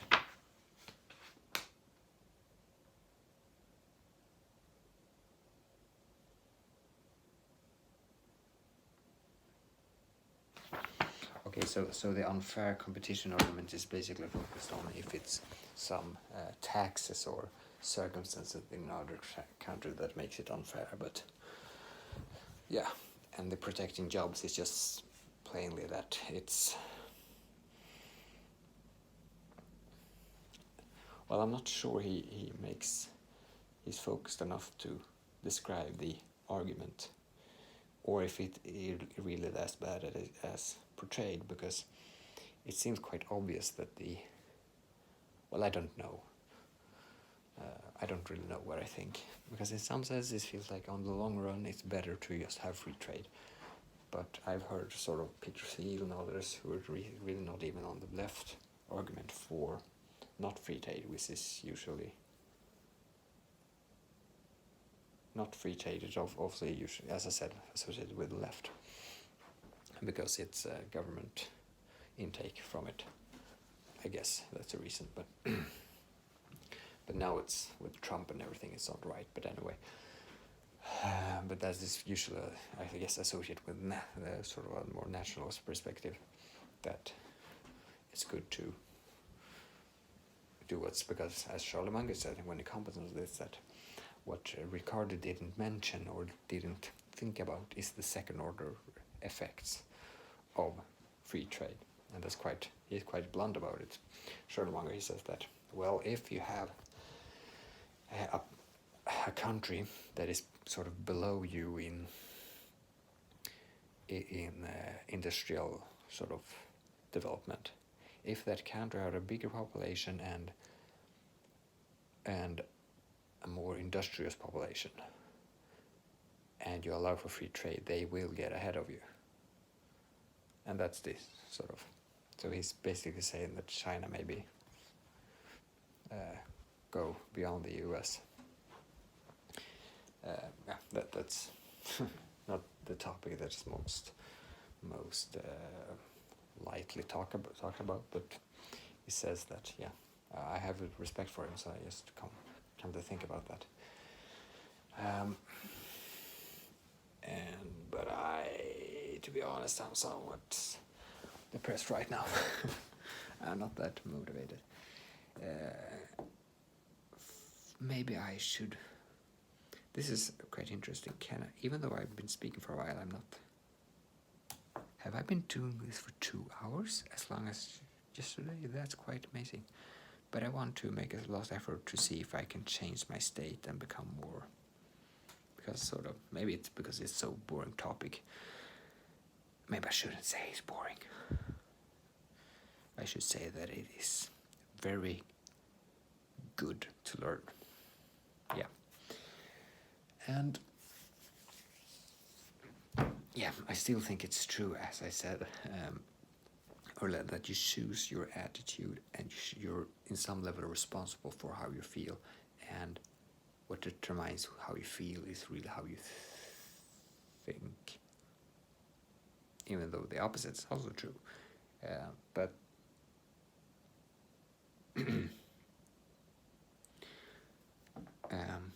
yeah. So, what's rational for me to focus on? Yes, well, how to control your mood is important, and something that I try to do right now. I try to stay positive and motivated, but simultaneously I doing that, I want to, with that attitude, address a rational topic. And what is rational for me to think about, except for try to regulate my mood? Well, but what if rationalizing about my mood, or if regulating my mood is the right thing to reason about, then the question is really, how do I speak and think with a positive attitude? What is it really to be positive in an attitude? That's really the question. I guess for me it's obvious in some ways to just because you can choose. You can be more jolly. You can choose to smile. You can choose to have a positive outlook. You can choose to. Oh, can I feel? Oh, it's dark, and I'm outside. I'm in sort of a student apartment, and my life sucks. Or do I think like, well, I'm a privileged student in an awesome country? Not to say that I'm. Okay. Maybe if you're Swedish, I don't want to emphasize that. I think I don't want to say that Sweden is amazing, but I think Sweden is a really good country for sure. But I don't want to. I know myself, because you're quite used to this as a Swede, to listen to a lot of American content, and a lot of American content can speak quite much about how amazing America is. And yeah, sure, do that, but I'm like, I know how it feels, so I don't want to bore you. But yeah, I think I live in a really good country that works well, and I'm grateful for that. And I have opportunities, but I have to think rationally in order to address them. And the thing here is really, how do you combine rationality with positive outlook? And yes, you choose your attitude, and Munger says stay cheerful, but is there a synthesis or some relationship that I don't think about? Or is it just, well, I'm making things complicated? Maybe it is. One way of thinking about it is that I should be really glad that I'm actually focused on academic models, that I have so sort of privilege and have the self-discipline and the, like for example, one thing that Charlotte Munger says is that even though you should, like, he actually says this on excessive self-regard, and he says that it has some absurd side consequences. That is, if you should never underestimate the person who overestimates himself, because sometimes if you have a lot of confidence, you happen to, but even though it's also true that if you have a lot of overconfidence, you won't accurately investigate you will make bets that are not rational, and you will lose. But sometimes if you have a lot of confidence, you can actually reach extraordinary results. But that was not really my point, because that's on the end of that bias in the text. That's on the end, but that's not the complete. The final note is he's critical to one biblical reference, that is the Pharisee and the something, and the biblical thing is really that the other person says that one person said to the other that he shouldn't really be as proud, like just being too cocky or proud is not really good, or something like that. And it is true to some extent, but as Charlotte Munger points out, and that's probably and that's associated with objectively addressing your situation, that if you are doing good deeds and do something good, you should be proud of it, because otherwise you won't have an incentive to do it right again. Like if I'm proud of that I actually studied economic principles for 2 hours basically, and repeated them for basically I don't know if it was 1 hour really, no, not that much, but for a long time, and I talk about that. That's in terms of internalizing academic models in my head, it was extremely good, even though there is something in my head, that a voice that keeps repeating, I have to go on, and this is, I don't know how I should address it, but there is a voice in my head that goes like, is this really applicable to my life? Is this really valuable to learn? If I'm not, is it valuable for me to understand reality? Is it? And I guess that in some sense, because I guess why I am skeptical, why I am doubting, is because it doesn't really give you a guideline to if markets are good or bad, or if it helps you to think about it, but I don't know how.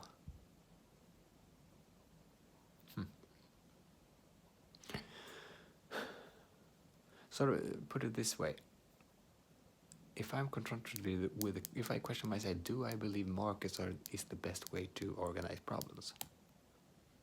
My answer is, it's obvious that I believe that, okay, if I did what I know now, I would not be as good to provide an answer. But since I do have the knowledge,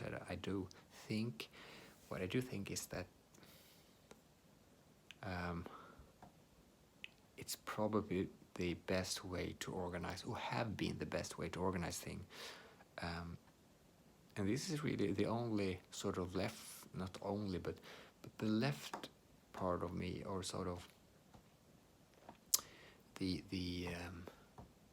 I do think that if we had, suppose, I don't say this is the case, I definitely not claim that this is the case necessarily, but suppose that the government we had such a computer that the government could produce things much more effectively than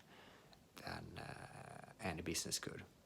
It would still be the issue of power and non-decentralization, like the centralization of power. So and that probably, like, people need to decide I think the libertarian ethos for the individuals is important, but I don't understand, but I also appreciate the emphasis even in romanticist, or not Marxian, but well, some ideas in Marxism and like for example, and it's actually not. I think we are so emotional reactions to names and so forth. Like example, if I mention something like that, it is something I think Marx was right about. People on the right would probably go insane. And if I say that Adam Smith got things really right, people on the left will actually be. And so, but what I did, and what's interesting about this is that the ideas that Marx got, they actually came from Adam Smith to a large extent.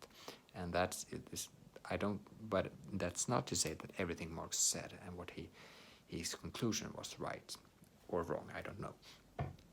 But what Adam Smith said, and this is sort of, I'm glad I came to think about this, because this is, I think I've been talking about this for a while back, but this is really important and something I never want to forget. And that is that Adam Smith recognized that there was something that was lost when the commercial society that he described, when that society started to be created. And that was sort of loyalty to a group, like so the war aspect of life, that is not necessarily good in the sense that it's war, but it's good because it fosters sort of self-sacrifice. Not that it's good to sacrifice yourself necessarily, but that loyalty and that sort of profound connection to other human beings and to being in a group of people that try to strive for something together, for even might even be to a higher purpose, but just that community, the community aspect is really easy to destroy with markets. And if you're only focused on, in the commercial society you sacrifice something, and David Hume and Adam Smith think that it was worth it. And another side consequence of the specialization is that you in some way really become dumber, because if you only do one thing, like for example sitting producing some, especially if it's mechanistic, and this is what Marx made a spin-off on later on and emphasized, and that is that it's quite, you get very limited in your understanding of the reality if you're just doing like mundane work that is not. And it's also the case of like, if you have a smith that really develops his craft and he's responsible for the whole process and so forth, for creating something, and then you just industrialize it, a lot of that passion and that to produce something is lost. And so it's like, is it really funny work? And so it's the alienation aspect of Marx theories that spins off of this. That is a spin-off of this, really, and that's accurate, I think. But I don't think that's an argument necessarily. That is not only an argument against market economics, because you could still argue that if that's the case, then if you reduce amount of hours you work, then you can put that on free time. And this goes into some ideas in the political philosophy that I studied for a while. It's more than 1 year ago, but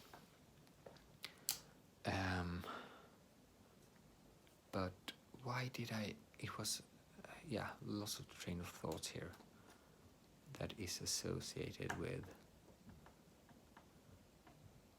if I really believe in free trade and so forth, and that's, I do believe that the simpler production is a good thing. But if we could produce things, like for an example, it would, that was my point, that it would still have a problem of power, and so we still want to foster sort of liberal. But if the government is producing everything, then it also has the competence to produce everything, and the competence and the people is diminished. And so, I've never really explored this topic in this way. Maybe this, Because if the government produces everything then that would mean that everyone else is partly dependent on the government, and they are not free to do what they want. And it's really the government that produces and doing things, and you can't really strike out on your own. Or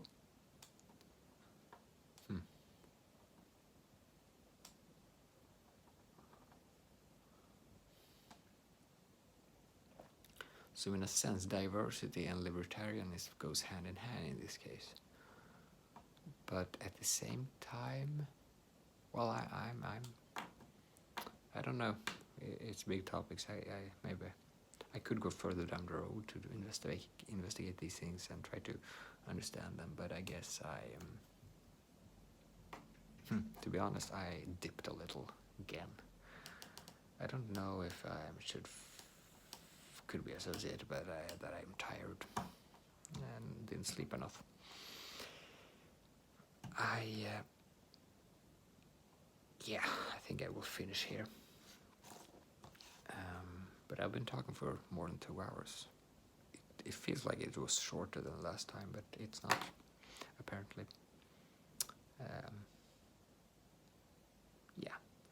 I'll finish with that. Have a good day and have a good, whatever you're doing.